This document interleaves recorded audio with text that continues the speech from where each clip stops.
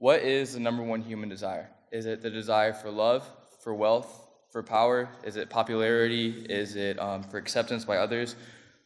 I think if we all sincerely look at the nature of humankind, we can see that the number one desire of the human heart is the yearning for knowledge. And this stems back to the origins of man with Adam and Eve in the Garden of Eden. You can see that Eve objected to God and took a bite from the forbidden fruit.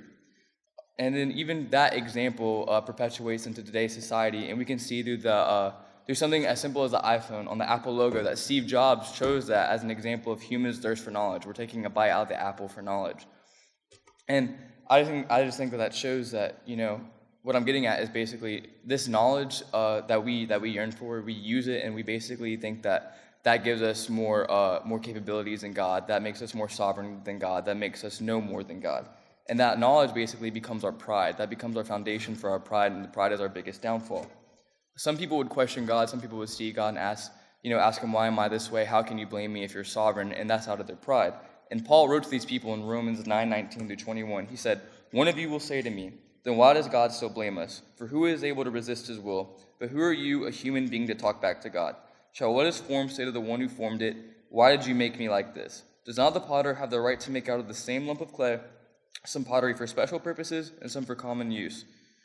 A lot of times, like I said, we think we know more than God. It goes back to the Garden of Eden with Adam and Eve.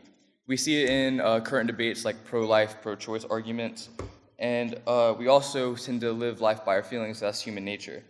But, in this, like I said, we object to God, and we ask God, why he's placed us in these situations and in these basically social situations in our life. And a huge example of this would be Job in the Old Testament. And I think it's great to consider that Job is one of the biblical books of wisdom, along with Ecclesiastes, Proverbs, and some other books.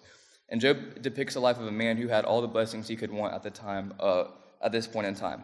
He had a lot of cattle, he had a big family, he had a lot of wealth, he was in good health. And he had all these blessings from God because of his good faith. And Satan in his pride wanted to show and prove that with enough bad causation, he could make anyone turn against God in their faith. So God said, "I believe in my servant, I believe he will remain faithful," so he allowed Satan to test him. And in this, Job lost everything he wanted. Job lost his family, Job lost his health, and he remained faithful, but there was one point in his low point with God where he asked God, "Why me? Haven't I been so faithful to you? I'm your servant." And out of this pride and out of this thinking he knows more, God responds in an almost sarcastic way. He says, "Were you there when I laid the foundations of the earth? Were you there when I lined the earth? Were you there in the springs of the sea? Were you there when I stored the hail and the snow?" And I think he's saying, "Job, I have you in my hands. I'm sovereign. I know what I'm doing. No matter what, you're still my servant. I'm still going to take care of you. You weren't there when I created all these things." I think a sermon that we should all look at is Sinners in the Hands of an Angry God by Jonathan Edwards. If you don't know who Jonathan Edwards was, he was the president of Princeton University in the 1700s, and he was a Calvinist. And basically in this sermon, he's just telling humankind, we aren't strong enough to resist God. No matter what we think, we have no power over him. And one of his key points is he's not only able to cast wicked men into hell, he can most easily do it. He also says, "It is no security to wicked men for a moment that there are no visible means of death at hand, and there is nothing between you and hell but the air. It is only the power and mere pleasure of God that holds you up." And today, I would look at this. A lot of people in the church would look at this and say, "This isn't the God of the New Testament. I'm a good person, so why would I have to be afraid? Why should I go to hell? Or I know what's best for myself." And at one point, Jonathan Edwards was like this. He didn't understand, nor did he wish to understand the sovereignty of God. He considered this a horrible doctrine.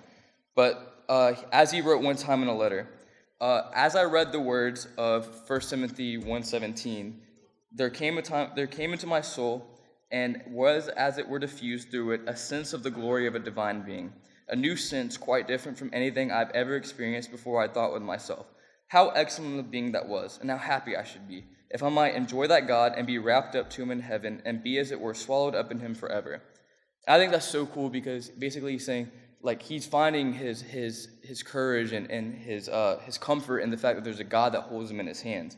And if you read 1 Timothy 1-17, it says, "Now to the King eternal, immortal, invisible, the only God, be honor and glory forever and ever." Just think about those words: King eternal, immortal, invisible, the only God, the only divine being, the only one who has the universe in his hands. and that God has sovereignty over our lives, and he is the only one that we could want our life to be in the hands of. A lot of times we have this misconception of God that he's out for us, or he wants to see us fail, but that's not true. He's for us, and he wants for us to succeed. He even writes to us, and he even says to us in Jeremiah 29:11, "For I know the plans I have for you, declares the Lord. Plans to prosper you and not to harm you. Plans to give you a hope in the future." So this sermon isn't really a scare tactic. This isn't a message of damnation, but this is a challenge to, instead of asking God, why me, to ask God, who am I that you are mindful of me?